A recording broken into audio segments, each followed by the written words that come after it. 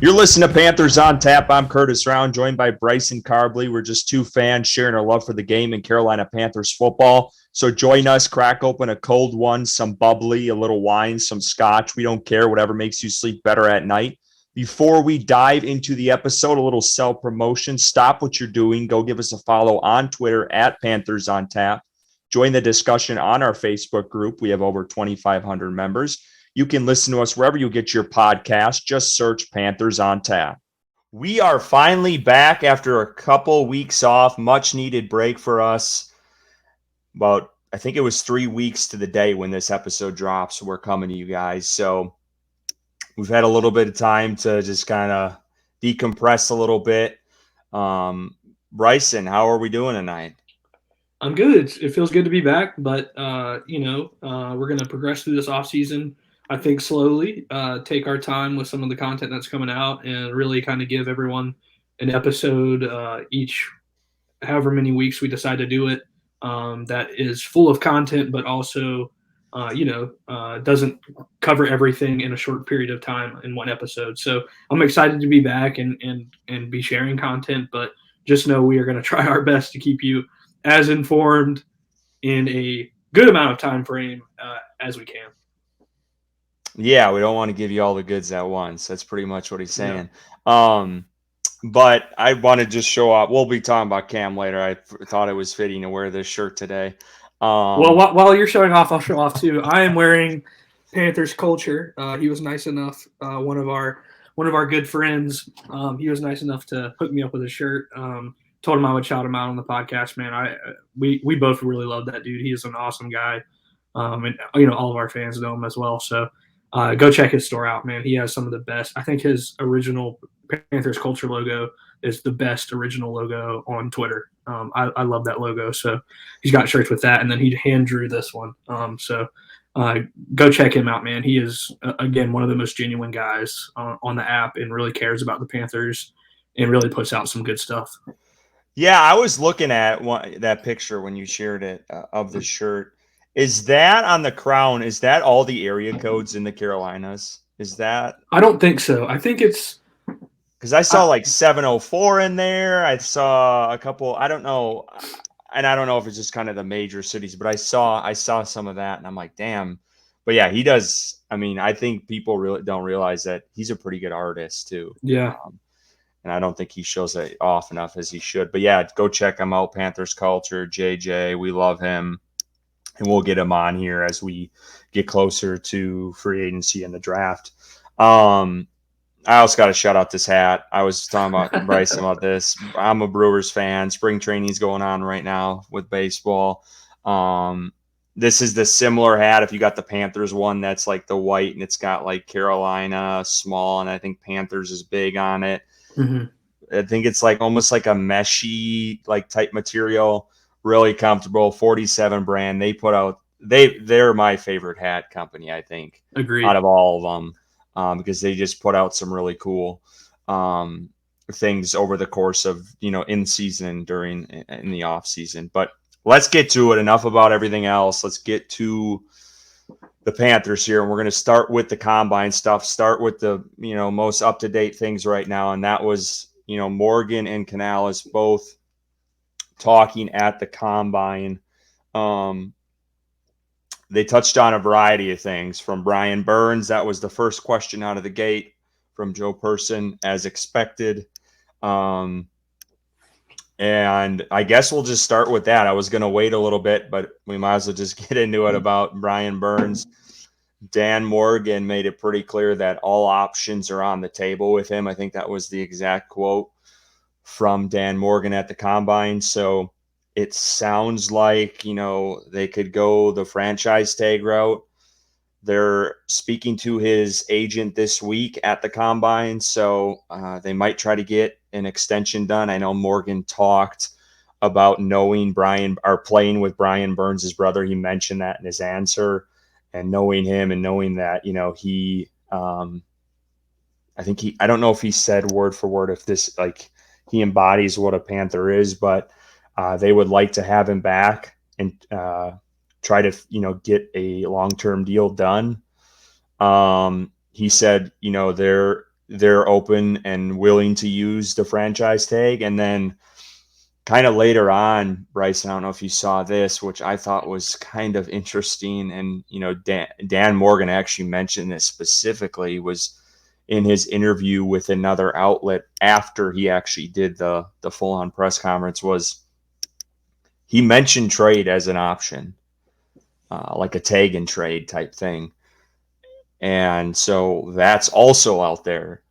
So just what what are your thoughts about the Brian Burns stuff? We didn't have really much. We haven't, but we've been off for a little while. We haven't talked about, what he's been asking too. So like whole overarching thoughts on the Brian Burns situation as this thing starts to play out, because we're coming up. Franchise tag, I think, is March 5th. Don't quote me on that, but I think it's March 5th. I can't remember what the exact date is on the tag, but thoughts on Burns? Yeah. So just to mention real quickly the report that you briefly went over in regards to what he's asking. I think the report stated that the Panthers offered him a 4-year deal at $27 million a season. 5-year. 5-year deal at $27 million a season, which is, in my opinion, an outstanding offer for Brian Burns. And I think the report stated that he wanted more in the range of closer to $30 million per season. I don't think we know the guaranteed money part of that aspect of the contract, but I do think in terms of length and year average per year, that contract was more than a fair offer for Brian Burns. In regards to what happened at the combine with Morgan's comments, I think the only thing in this situation that's unacceptable is allowing Brian Burns to walk and the Carolina Panthers not getting anything in return. So franchise tag is acceptable in my opinion. A tag and trade is acceptable. A long-term extension is acceptable. So I'm happy that all those options are on the table. Again, I don't think a $30 million average per year contract is what his play has warranted throughout his career. I do understand that he doesn't have a lot of help on the defensive line. He has been the best defensive end on the team, the best edge player, outside linebacker, whatever you want to call him. I don't think he's the best defensive lineman. I think that's Derek Brown, but I do think Brian Burns is an essential player to the Carolina Panthers. Obviously, he is very important to the future of this defense. He is a leader in the locker room. What he did last season, playing through all of the uncertainties that he did, he could have easily held out, and he didn't. He was a team player, and it actually hurt him because his play wasn't at the same level of the previous year, and it didn't improve. So I think that ultimately has hurt him, unfortunately. But I do think that the Carolina Panthers should prioritize re-signing him. I just hope that it is a contract that's fair on both ends for the Carolina Panthers and for Brian Burns. And circling back, I think that $27 million a year contract is that it's fair on both ends. I think that he's being compensated sufficiently, and I think that the Carolina Panthers aren't necessarily overpaying for Brian Burns in that situation. So I think my number one option as a Panthers fan, in my opinion, would be a long-term contract for Brian Burns, and I think that that's the same route that you would go as well. I think you're more comfortable paying him a little bit more than I am, but I think if they can't get a long-term contract done, I think the next option is attack and trade and getting assets to either get more picks in the draft this year or surround Bryce Young with other veteran players that you might trade for. Getting whatever you can to help Bryce continue to take steps forward as your franchise quarterback, protect him, get him weapons or whatever that may be.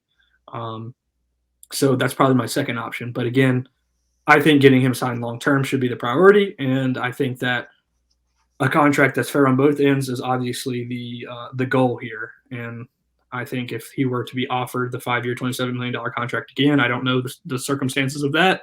I think that is the offer, in my opinion, that I would be comfortable with. And I hope that he would sign that. Yeah, and I just want to clarify something because I don't want to misquote Dan Morgan from what I said earlier. But this was the exact quote he said at the combine. We would definitely use it if we had to use it. And, we love Brian. He's talking about the franchise tag. Brian's a Panther, somebody that I know that I'm close to. I played with his brother, so I definitely love Brian, but all options are on the table for him. After reading that and seeing that now, out on paper in writing, it almost seems like it was kind of a, you send out the pigeon of, hey, we love you, we want you here, but we want you here at the right price. And if you're not willing to come to that, all options are on the table. That's after like seeing that now and just seeing it on paper. I think maybe that's what he's trying to get at, and kind of pull at the ties of his family sort of thing. I'm not sure, but I've been pretty clear on where I stand on Brian Burns. I think it's foolish if they would get rid of him. I think they got to do what they can to figure out a long-term deal with him. If it is the franchise tag, I think they can still stomach that this season if nothing gets done because of the higher cap number that came out. I think it's around, Carolina's going to have around $40 million available. The franchise tag would come directly from that if I'm understanding cap right. So that'd be 24 mil off the books right away because he's considered an outside linebacker, which is kind of, I mean, I don't know why Carolina would put him at the outside linebacker position for that reason, because they'd save a couple million. But anyway, I think Carolina has time and time again gotten rid of really good players. Christian McCaffrey didn't get enough compensation for him in that trade. Panthers clearly lost that trade when you look back at it in the grand scheme of things. DJ Moore would have been a really good piece for Bryce Young. And looking back at it, if they couldn't get a deal done with Brian Burns, he probably should have been the one involved in that trade, which could have, maybe changed the trajectory a little bit of how the offense played last year. But yeah, I'm total pay Brian Burns, figure out a deal. I do agree with you. I think 27 mil is a pretty good deal for him. We don't know the structure of the contract at all. We just know the number. And Joe Person was the one that reported that. I want to give him his flowers for that with The Athletic. If you do not have a subscription, go get it. That's a free promotion for him. He didn't pay me to say that, but his reports are really good. So I agree. I think the 5-year 27 mil is a pretty good number for him, but I don't knock him whatsoever for asking for more, because whoever put out that report a couple years ago with the Rams really helped Brian Burns out. And that's contract is worth more than the 20, or that trade is worth more than 27 million. And I'm sure that's what their sticking point is. So yeah, there's going to be some finagling to be done, but I think they need to get a deal done, because if you trade Brian Burns, you have no pass rush whatsoever, and you're creating another hole. And I get it. It's on defense. But then you literally have no one rushing the passer. So instead of you need to find one pass rusher, you're going to have to find two now. So I think that's a massive hole for them. And I get it. I think the offense needs help, but I think there's things you can do to get that all at once. You're not going to be able to fix everything, but I think you can get weapons to supplement the offense and get things going for Bryce Young and the new head coach. So I don't like the trade. I don't want to trade Brian Burns. I want him here, lock him in, find a way to get it done. You hired Brant Tillis. He's supposed to be this cap genius. He needs to figure out a way to get a sizable contract done that's going to satisfy Burns, and it's going to be smart for the Panthers for the future, and lock this guy in, because you cannot create another hole like that for this team. And Carolina, I think this was Josh Klein, the Riot Report, loved what he said. Carolina has hit on 3 first-round picks: Christian McCaffrey, DJ Moore, and Brian Burns, and they could trade all 3 of those guys away. And I don't know if a team has done that. Like, that's insane. That is fucking insane to really think about when you just sit down and just think about that. That's do you know it? I don't know a team that has done that. I don't. Maybe it hasn't happened, but that is crazy to me. So Carolina, figure it out, get the shit done, and let's move forward. Let's talk about another guy, because you mentioned him, Derek Brown. I didn't think Morgan was going to go there, but he got asked it. So I think his hand was forced. But it sounds like there has been preliminary talks, which I think is smart on their part, with talking with Derek Brown's agent about a long-term deal, because a lot of people could argue Derek Brown should hold out now. He's had his best season ever. He just broke a record for defensive tackles with the most tackles ever in NFL history. Made the Pro Bowl. Should have been All Pro. I don't know. I don't think he made All Pro this year. Should have been All Pro. He got snubbed in the Pro Bowl. Wasn't even the first team. He was the second team and still made it in because he was the first alternate. But if I'm him, I'm holding out, because you see what happened with Brian Burns. He got screwed, and he played Mr. Nice Guy last year and got screwed on it. So if I'm Derek Brown, I have no qualms about him holding out. Like, get that guy along. They need to lock both those guys down this year. And then you throw the other wrinkle in it with Frankie Louvu, which is another guy it sounds like they're trying to get extended as well. So defensive guys, just Brown, Louvu. I know your thoughts on Brown. You obviously really like him too, but you like the idea that they're trying to get ahead of this a little bit, and then also your thoughts on Louvu and extending him before free agency opens up. Yeah, I do. I have the same sentiment as you in regards to, if Derek Brown holds out, then I completely understand. Like you mentioned, you see what has happened with Brian Burns in this situation. He plays right across from you, and Brian Burns is another elite, great player, and you've seen what's happened with that contract situation. So I think getting out ahead of that and being able to get him extended and avoiding a potential holdout should be a priority for this team, because I think Derek Brown is probably the best player on the team right now, and at any position. So he should be your priority, and I think that the preliminary talks that they're having is definitely something that's positive, and he should be a priority moving forward. With Louvu, I do like Frankie Louvu a lot. He was one of my favorite Panthers throughout the past couple of seasons. I think re-signing him at the right price is what's important. I think you have Shaq Thompson coming back. Drafting rookie linebackers, free agency as well. Louvu's production this year was good. I don't know if it would be impossible to replace, but he does bring a tenacity. I think even Dan Morgan said that he has that dog mentality that they're looking for on that defense. But I think that your priority should be Derek Brown and Brian Burns, with Louvu playing kind of that third option there moving forward. So you prioritize those two, and then if you can re-sign Frankie Louvu, then you do that. But if you can't, and you were able to sign the other two guys instead, then I think that's a good concession. So again, I do love Frankie Louvu. I think he's an electric linebacker that brings so much energy and passion to that defense. But I think that there are other ways to fill that void, and easier ways, which it wouldn't be easy, but it would be easier than filling the void of Derek Brown or Brian Burns. Yeah, I think Burns, Brown are priorities, like you said. If they can figure out a way to get all three, I think it'd be great, because your other starting linebacker is coming off of a serious injury last year, and he's not getting any younger, and Shaq Thompson.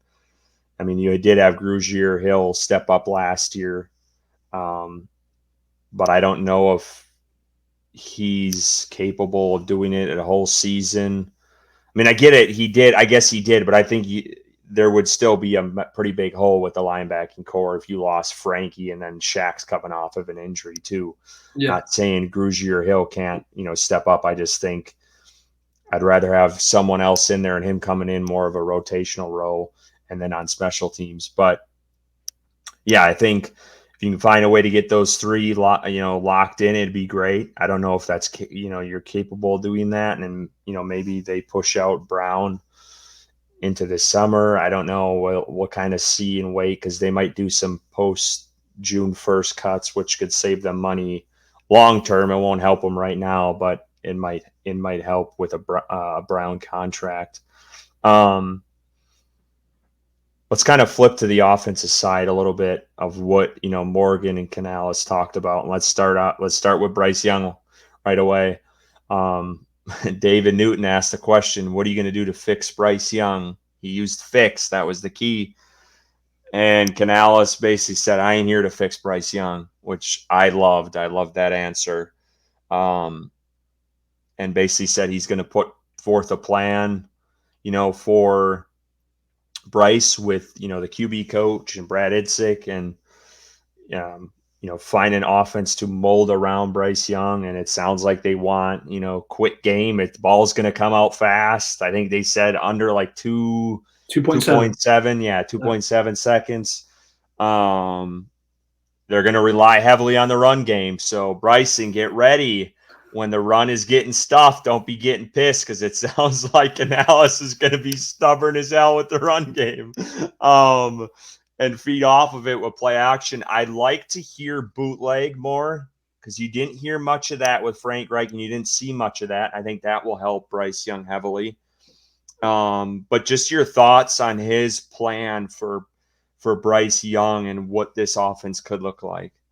Yeah, I think in that same sentence where Canales was mentioning the 2.7 seconds, he did mention that there would be bootlegs and that the time to get the ball out would obviously be a little bit longer. I think he was like 3.2 seconds or whatever in that situation. So he did mention in the same breath that there are ways to extend time in the pocket, whether that be moving the pocket with any movement toward, for Bryce or boots or anything like that, play action.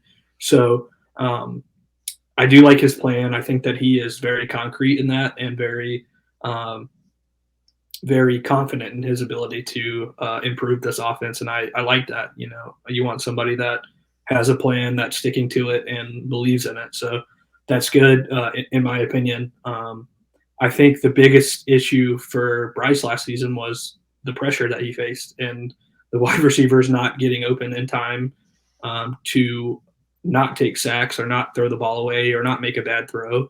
And I think that that's something that they're prioritizing with potential additions to the offensive line and getting people back healthy and things like that. So I love Dave Canales' answer about not fixing Bryce Young because Bryce Young is ready. He's everything that you need in a quarterback, and he is a franchise quarterback. And both of us wholeheartedly agree on that.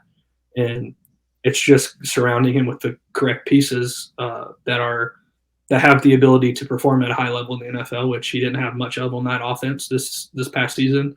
And I think Canales and Dan Morgan have a solid plan in place to address that and move forward in a positive manner. So yeah, I'm totally on board with Canales. I was since the day he was hired, and I think that he's only talked and shown consistency throughout his time that he's been here so far about his plan moving forward to help that offense and not fix Bryce Young, but allow Bryce Young to operate at a higher level based off of the pieces around him. What were your thoughts on Ike Ekwonu? This was more towards Dan Morgan. It sounds like it doesn't sound like he said they're not moving Ike inside. So that idea of putting him at guard sounds like is not happening. And it almost seemed like they believe the coaches can get the best out of Ike with this new regime, contrary to what happened, under the previous one with James Campen. So it sounds like they think these coaches can get Ike back to where he was. I think obviously if they go to a power run heavy team, I think that will obviously help Ike. And it sounds like they want him to be a more aggressive, in his pass protection early on, and that goes hand in hand with the quick passing game. But just your thoughts. It sounds like Ike's going to be the left tackle, but I think added on to that, Dan Morgan made it clear that, the offensive line was not good enough last year. And I think his exact quote was, we've got to be better in that area, and we're going to do everything in our power to make that happen. So he mentioned the competition. I got out of it. Ike's staying at left tackle. They'll probably keep Moat and restructure him to open up some money for free agency. And then I think they're going to probably spend heavily on the inside, either at center or the guards, to create competition for the guys that are there. You got two guards coming off injury that were starters last year, and Christensen and God, what's the other guy's name? Corbett. Yeah, Corbett. And then you got Bozeman in the middle. So That's what I came away from it as, is they're going to invest more within the interior offensive line to kind of help, Ike Ekwonu and obviously Bryce Young out. But just thoughts on the O-line and then Ike Ekwonu. Are you comfortable with him at left tackle? Because, I mean, the guy had an awful sophomore season, like terrible. Yeah, I don't know if I would say I'm comfortable, but I would say that I understand their reasoning behind keeping him there and giving him another year. So it's his third season this year coming up. Um, we all know what happened last year. There wasn't really one player on this team besides, I guess you could say, Derek Brown that performed well, performed above expectations, I guess you could say. And I think that they're probably attributing that to the coaching staff that was here prior and want to give him another chance at left tackle. He was a sixth pick overall just a couple of years ago, and just moving on from him after 2 seasons, I don't know if that's the right thing to do. So I understand he had a terrible year. Trust me, I was on his ass on Twitter all year, and but I understand the reasoning behind giving him a chance with this coaching staff and seeing if he can develop into that franchise left tackle that they were hoping that he was when they drafted him. I think it's important to have a backup plan just in case you get into next season and you're 5-6 games in and you're seeing the same thing from Ekwonu that plagued him last season. So whether that be Christensen moving to left tackle or them bringing in another piece to be that backup left tackle who has some experience or upside at that position, I think is important to have that. But I understand where they're coming from, and I think I agree. Really, give him another chance, and I think year 3 is a make or break. Yeah, most definitely. I'm scared. I'm scared about it. I'm in danger. Bryce Young cannot deal with what he dealt with last year. Like, that cannot happen again. 62 sacks. I think I saw today it was like his sack yards lost was like 430. Like, this most in the NFL, obviously, just awful. So that scares me. I think, I mean, I'm hoping that they obviously bring in competition, no matter if he's the left tackle or not, whether that's through the draft or free agency. I don't think there's a lot of premier offensive tackles available in free agency. I haven't looked specifically at that position group list, but it is really hard to find an offensive tackle a lot of the times, both in the draft and free agency, unless you're picking in the first round. I mean, you're going to hit every once in a while, like the Chiefs with Smith in the 6th round and stuff like that. But you gotta, and this team, and we should expect that you gotta, draft players and develop them, and they should be able to find some diamonds in the rough too, because that hasn't happened in a long time under the previous regime. So that you would hope, but I hope they do bring in competition. I hope they don't just settle, because you can't settle with what they did last year, and you can't just bank off of, under Steve Wilkes, Icky looked, or I mean, under Matt, his first year, Ike Ekwonu's first year, he looked, decent towards the end. I guess, yeah, that was when Matt Rule was fired. And, he looked good under Steve Wilkes. And I think I thought I saw something the other day. He didn't give up a sack for 10 games in a row his rookie year, which is pretty good. But I don't want the regime just banking off of we can get him back, or I mean that he's going to go right back to that just because they're running the ball more, because that makes me nervous. It's almost like us being comfortable. Hey, the Carolina is going to, be better than 7 wins last year, and then look what they did. So yeah. I don't think they can take any of that for granted.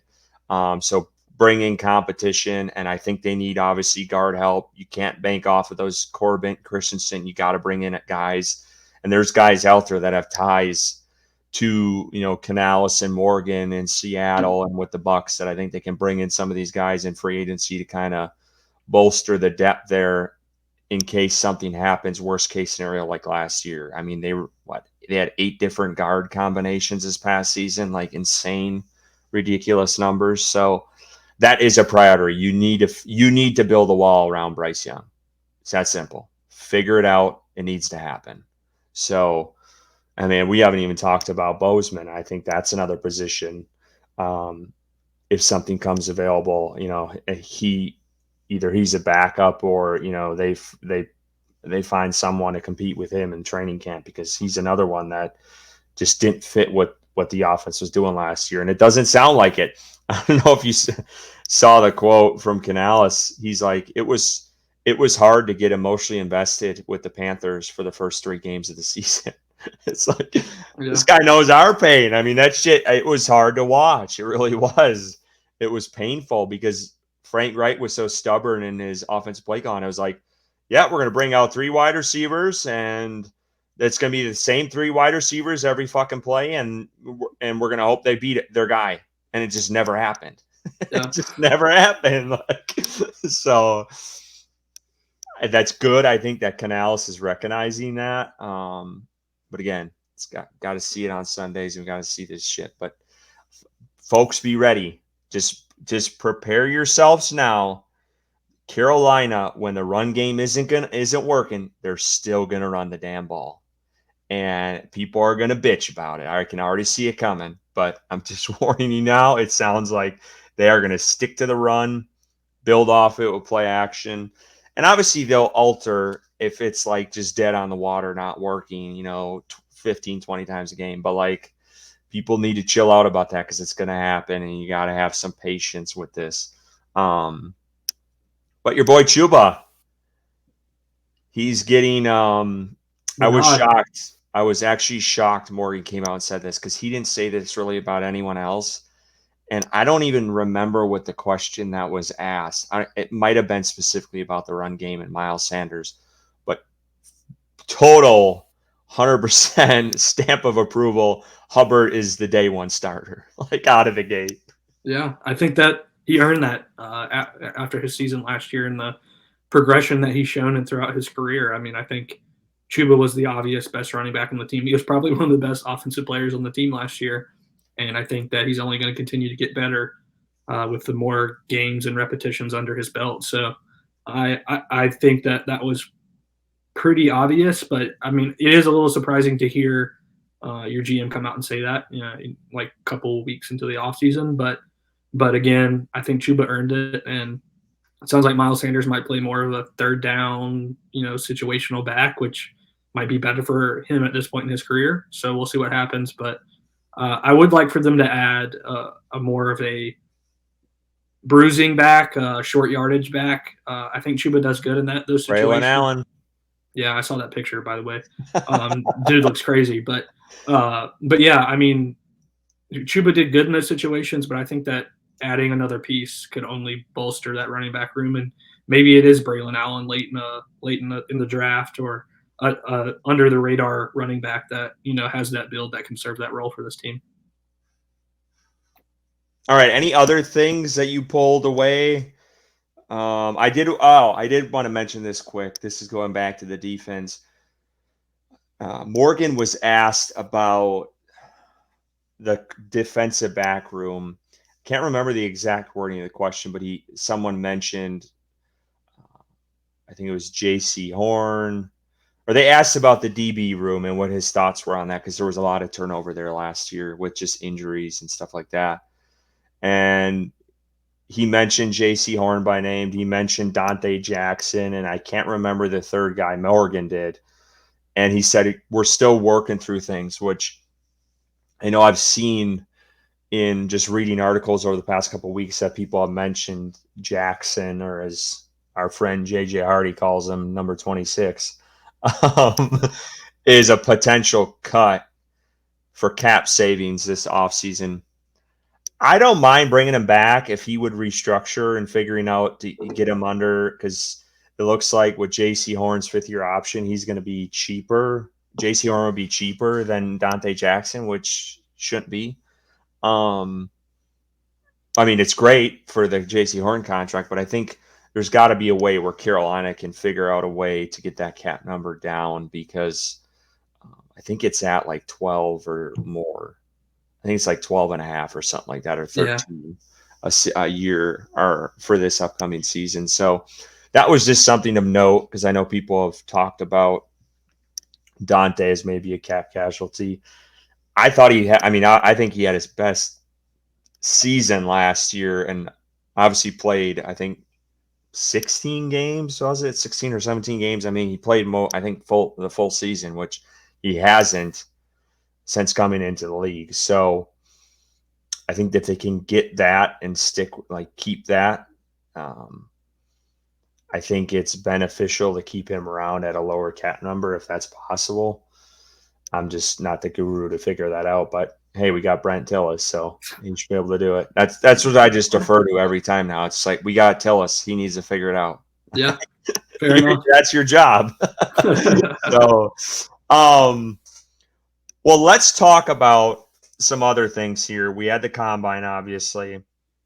Their interviews, the combine's happening throughout this entire week into the weekend. Well, let's talk about this report that came out today. This was the NFLPA report card. And Carolina, based off of everything they received, was they were 17th in the league. So they're right in the middle on just if you balance all their average. So I'm going to pull up this chart here that I'm going to share my screen with you so we can see this, because I just want to get your thoughts on it. I thought it was interesting. All right. So I'll get rid of that. Okay. So here we go. This is how they ranked you see each category. I'm not going to go down the list, but those are all the categories they did. And then you see the grade that they received, and then that's their rank out of all the teams that they received. Bryson, shocked Tepper did not get a lower grade. Yeah, I mean, you see other owners across the league, like the Chiefs owner got an F-. Like, that's just, I don't understand the ranking scale, I guess. I don't know how it gets worse than David Tepper, but yeah, I'm shocked that he's not 32nd in the rankings out of 32 after everything that we know about him and the way that he operates. So, yeah, I mean, I don't really know what else to say about that besides maybe this is a little flawed, but yeah, I think another thing that stands out to me, strength coaches obviously at 4th, that's really good, and then the training staff at 3rd. And to know, and just so folks know that haven't, because I kind of dove into this while at work today, just like kind of looking and reading everything. So these are like the head coach is based off of last year's regime. So they actually, Frank Reich got an A- from the players that whoever did this study. And it sounded like players, thought Frank listened to them, and I forgot what the other reasoning was. And then for Tepper, where he took his hit was everyone on the Panthers preferred grass. And we all know Tepper went against that and got turf a couple of years ago. Shaq Thompson's been outspoken about that. A lot of fans have too as well, us both included. But that was probably the biggest knock. And I was talking to my wife about this today. I mentioned the Chiefs to her. I'm like, I couldn't believe it was the Chiefs either for their ownership. But it sounds like they weigh heavily on the facilities, because it sounds like the Chiefs have pretty old facilities and haven't really upgraded them. And then for a team to bring that many championships to an owner, he's definitely reaping the benefits, making a ton of money. He should be able to invest in new facilities. I think players obviously that's important to them because they want to have the best of the best when they're training and stuff like that. But yeah, it looks like Carolina improved. I think food and cafeteria was something they do this every year, and they were like a C, I think, last year in food and nutrition and stuff like that. So that's boosted up. It sounds like they ended up getting a new head chef. I was reading some of the stuff for their reasoning for each of the categories. So that was good. Yeah, I was actually shocked by the training staff and the strength coaches. Like they're really high up. I didn't expect that, which is good. But really none of this matters because, the Chiefs literally have F as ownership, and they've won like 3 Super Bowls in the last 4 years or whatever it is. So it's like, as long as you got a really good coach and a quarterback and a team to complement that, you're going to go places. But yeah, anything else from this? Nothing. No, not really. I mean, I wonder how many of those strength coaches and training coaches are still around from the last regime. I don't think we've really seen a whole lot of updates in regards to that because they did rank high, and I wonder if Canales kept any of them around or any of them wanted to stick around. So that would be interesting to know. I don't know if you have any information on that, but yeah, that one I don't know. I think they did keep one or two of the guys that were with Frank Reich's regime like intact, and I can just check it here quick while. And while you're doing that, I think it's important to note also Frank Reich ranked high because he is a player's coach. I don't think anyone can deny that. Like he's had that reputation in the league for a long time, and maybe at times too much of a player's coach and not controlling emotions in the locker room or not setting boundaries. And I think that's probably why he ranked higher on that scale than what we would think of. Obviously that production didn't result to anything on the field in regards to being a player's coach, and resulted in actually him losing his job in the first year. So, not always a positive thing to be rated high, and the explanation being players felt like he listened. So, yeah, I'm not seeing. Again, I don't know how, what the title is for some of these guys, but I'm not seeing. Oh, here we go, athletic training. And I honestly don't know what it was before, so I couldn't tell you. Yeah, I mean, hopefully some of those people stuck around, so because it sounds like they had a pretty good program in place for that. We all know, I mean, the mishandling of Christian McCaffrey and J.C. Horn. Well, not really mishandling. J.C. Horn was more of just freak injuries, but definitely the workload of Christian McCaffrey had obviously played a role for what he dealt with here in Carolina, and then you see him go off in San Fran and never gets injured. So that's just the way things go. Well, let's talk while we kind of were talking about David Tepper. Let's talk about this. And I got a bone to pick because I pay these damn tickets every year. And my dumbass, well, I'll preface it, I'll still be buying these tickets, no doubt about it. However, Bryson, this is asterisk, all caps, however. This is a slap in the fucking face to all the Panthers fans because you literally cannot get much worse than 2-15 besides 1 win or 0 wins.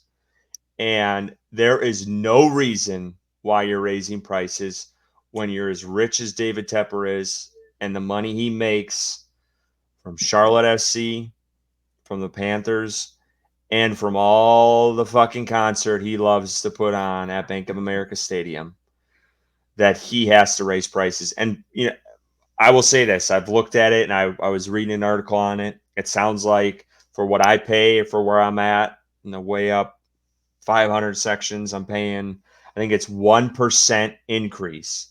But there should not be 0.1% increase. It should be negative it should be decreased for how bad they were last year. Yeah. They should be paying people to go to the games because honestly, and I joked with my friends with this when they put it out in the chat we got, the group chat we got, and they're like, man, they're really screwing you guys over. And what I said was, they're screwing opposing teams' fans over because they're the ones that fucking fill the stadiums. So, I mean, they're forcing opposing team fans to pay more. Really, they really are, because Carolina, we all know it. It's never really a home crowd. It hasn't. It has not been that way the last couple seasons. And I don't know if I've ever experienced that yet, of having like a legit home crowd since owning these tickets, to be told, because I bought them during the Matt Rule era when they were super cheap and there has not been a good season or any winning really whatsoever. So there hasn't been a lot of, Panthers fans in those stands, but there is no reason why these are being raised whatsoever.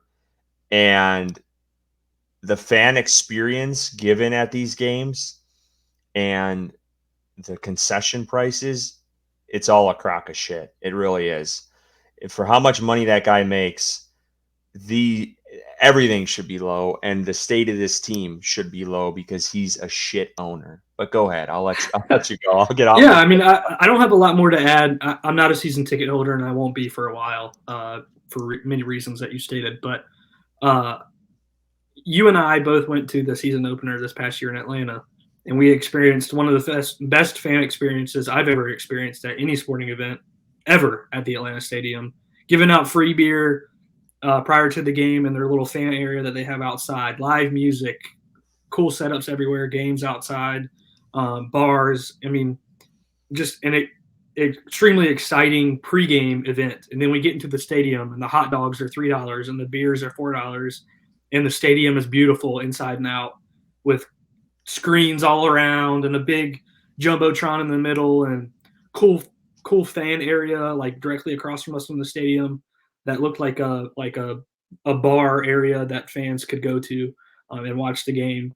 I mean, for David Tepper to be the second richest owner in the league behind the people that own Walmart of the Denver Broncos, and to have the concession prices that he has, and to have no fan experience outside of the game whatsoever, usually. I remember under I think it was Tepper's first year. They used to do things like on Mint Street outside. They haven't done that in a while, setting up any exciting things for fans to do prior to the game.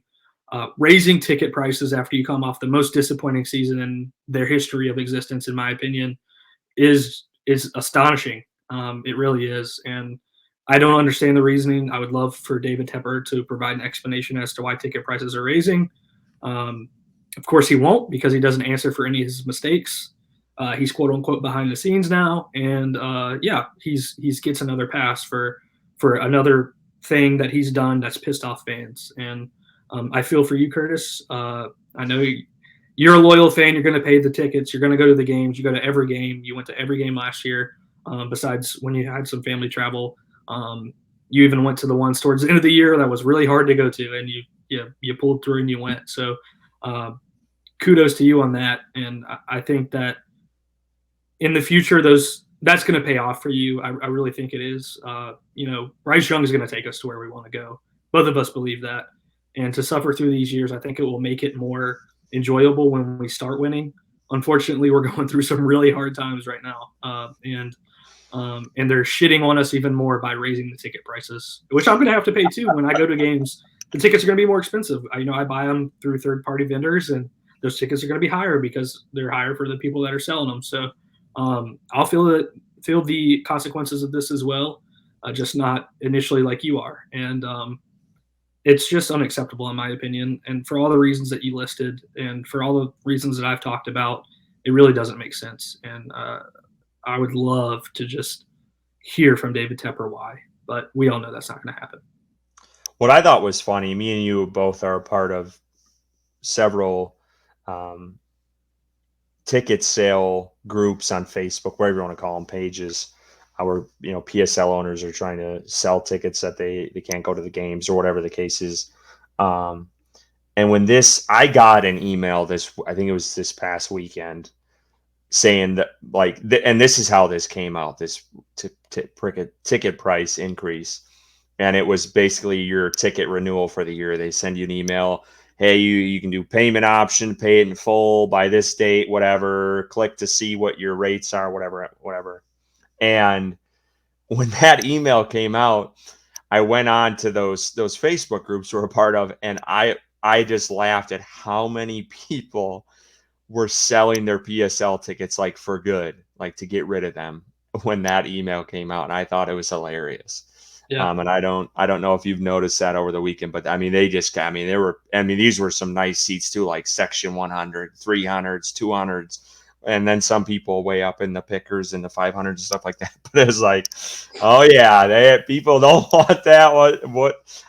I don't know how you can ask someone to pay more when you put out such a shitty product on the field. It's crazy to me, but they got people dumb enough like me to pay them, and I'm still bitching about it. I'm still going to pay them, but it's crazy. It's brutal. But just dovetailing off that a little bit, because I wanted to mention this real quick, because this came out tonight, and then we'll get into Cam Newton. We'll end on that.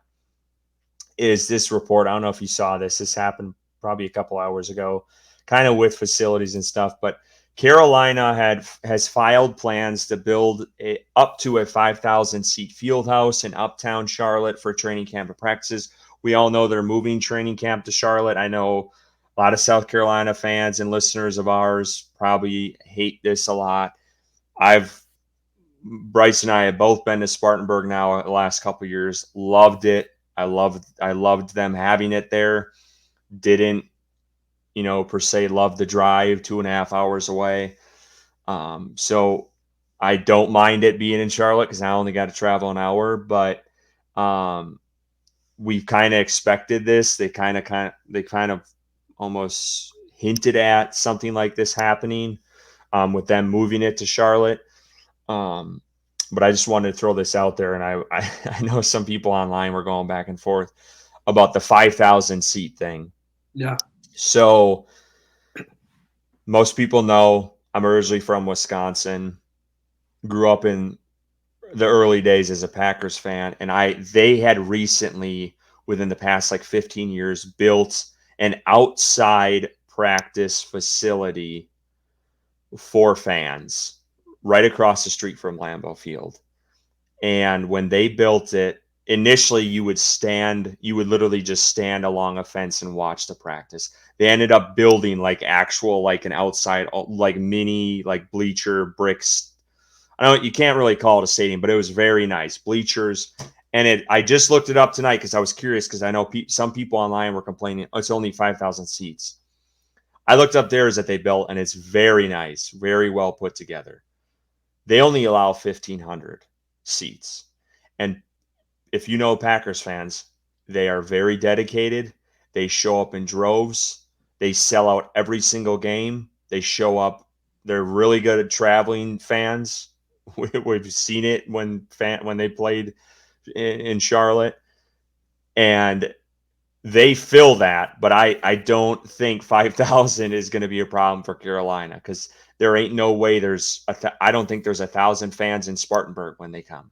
Yeah. It's never been more than, I think, probably couple hundred. 2,500 in Spartanburg at any point. I think they're towards that last, I think the whatever it is, the fan day or whatever that they have. Yes, that is different.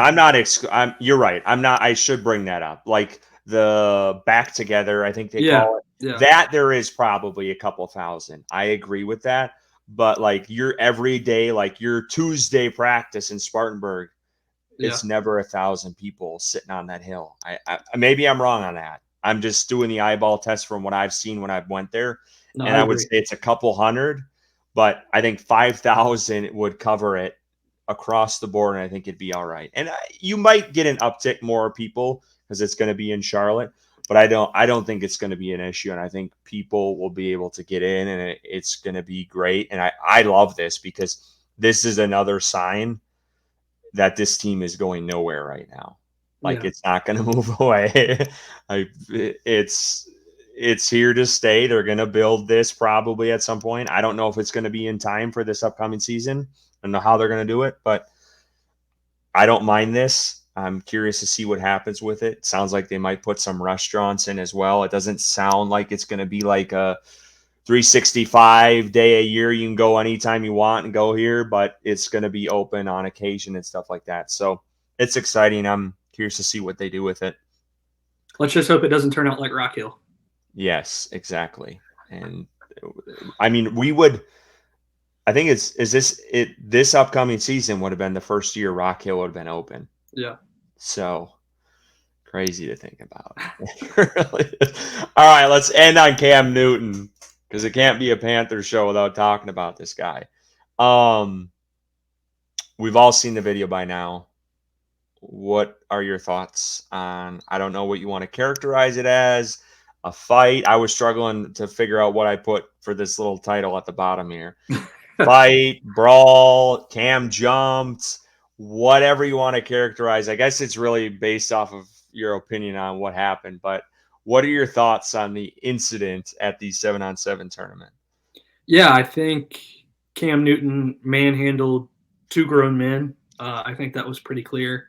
He didn't even his hat wasn't even touched; it didn't come off, and I think that really says a Tis lot a about. scratch. Yeah, I don't know why anyone in their right mind would want to fight a 6'5", 250-pound quarterback who was trucking NFL linebackers just a couple seasons ago. You got to be out of your damn mind to want to fight Cam Newton in any way. He is a physical specimen that would destroy pretty much 99% of the world in a fight. I don't think that's very wrong to say at all. He's a beast in every aspect of every physical trait that you could want in a human being. Uh, I don't know. I saw a little bit of that guy talking on a different podcast that he got into a quote unquote fight with, and sounds like there was some talking back and forth. To come to Cam Newton's event that he's put on for so many years in that community and done so much for that community with his 7 versus 7 competition that he does, with so many of these quarterbacks coming out nowadays that are coming to the NFL that participated in that program. I think it just shows a sign of disrespect to Cam and what he means to that community in Atlanta and what he does for everyone in regards to what he puts on down there for that event. So Cam can talk as much shit as he wants to talk at his event. And Cam, we all know Cam is a shit talker. He did it on the field when he was in Carolina. That's just how he is, and he's just competitive. And to do that at his event is unacceptable. It's you got to respect the first respect him as a person, second respect what he did in his football career, and third respect the event that he's putting on that are benefiting the children that want to be in the position that Cam Newton was at an MVP level in the NFL and the greatest dual threat quarterback in NFL history. So I thought Cam Newton held his own. Obviously, like had two grown men in his hands and just whooped their ass. I mean, plain and simple. Cam, you couldn't if Cam wanted to fight me. I mean, I would probably lay down and die. I mean, I don't know what I would do because he's just gonna stomp me. Like he's gonna do that to 99% of the people that he comes encounter with. So I thought it was crazy. I think Cam Newton gets a bad rap already, and then things like this happen, and of course people are gonna have certain connotations about it, and it's gonna play into the misconceptions that people have about Cam Newton. So that sucks for him. But us in Carolina know the kind of person that he is. The stuff he did for this community and still does for this community in Charlotte and in the Carolinas, the kind of person that he is in charitable work, the things that he did with the fans here. I mean, it speaks for itself. He is a great human that does a lot of great things, and to do this at one of his events is unacceptable. And hopefully that guy's never allowed back. Yeah, it's aggravating to see. It really is. And I know the quote unquote Cam Newton haters are going to use this and say, this is reason 247 why this guy isn't playing in the NFL anymore, or whatever you want to, describe it as. But he held his own. Didn't really fight back. I mean, he just literally held both guys back. I mean, from what I've seen from the video, I didn't see any swings from Cam Newton whatsoever. From what I thought he was basically jumped from what I could see by several individuals. And for him to be disrespected like that just pissed me off. It really did, because this guy is taking his time out. He's got a family of his own. He's got kids. He's got things he can be doing. And he is, dedicating his time and his money to help young kids out that are trying to strive and to be like him and look up to him as, a quote unquote idol and athlete and, hope to be like him someday. Spends millions of dollars for these camps every year to get shit on by some adults who couldn't handle a little trash talk back and forth. Like we know what Cam brings. We know that. We know that he's going to talk trash. We know that some people are going to talk trash back, but for it to get to this point is just an awful look. And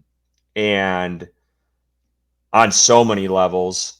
And I just hope people can sit back and realize what Cam Newton brings and what he's done for communities and for youth, and take a step back and respect him for that. And this does not happen to anyone else. This doesn't happen to other QBs that put on camps. This does not happen to other wide receivers and any other athlete. You never see this happen. So I thought it was bullshit. Totally on Cam Newton's side. I also saw that podcast interview, and I'm sure Cam was talking to. I'm sure I've seen stuff before and Cam's playful with it. He talks trash back, and that's kind of how he gets those guys pumped up sometimes too. So again, I don't, like you said, I don't knock him at all for what he did, how he responded. He defended himself.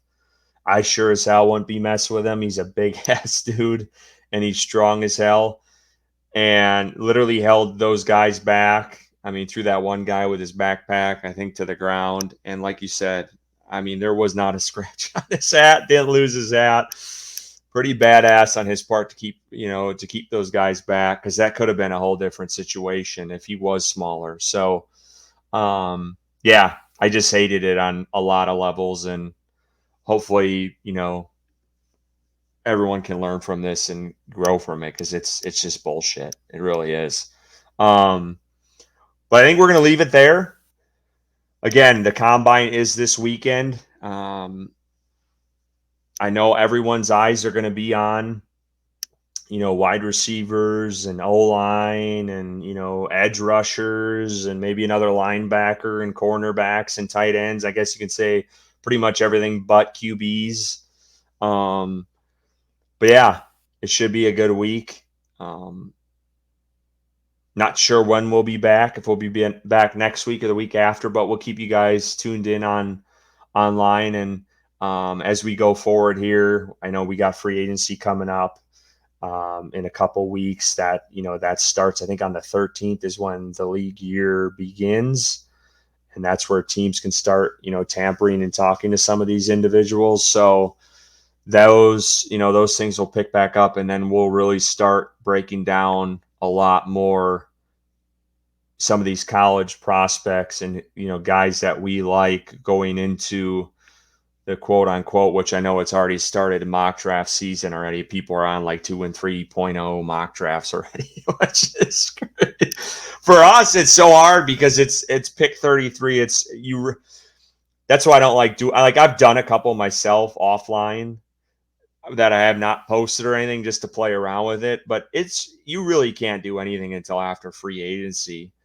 and really like the start of April, to get a really good gauge on where teams are headed. So, but I get it. It's fun. It's fun to just poke around and see what possibilities are out there. But we will stay in touch on that, and we'll keep you guys updated. And we just appreciate you tuning in to the Panthers on Tap podcast. You can catch our episodes wherever you get your podcasts. Go give us a follow on Twitter at Panthers on Tap for all your analysis and breaking news. Check us out on YouTube. Hit the subscribe button. We still are giving away that jersey. We need to get 500 subscribers. I'm going to keep mentioning it, keep tweeting about it. We're at 386, I believe. So we're pretty like 100 and so away. So hit that subscribe button. And as always,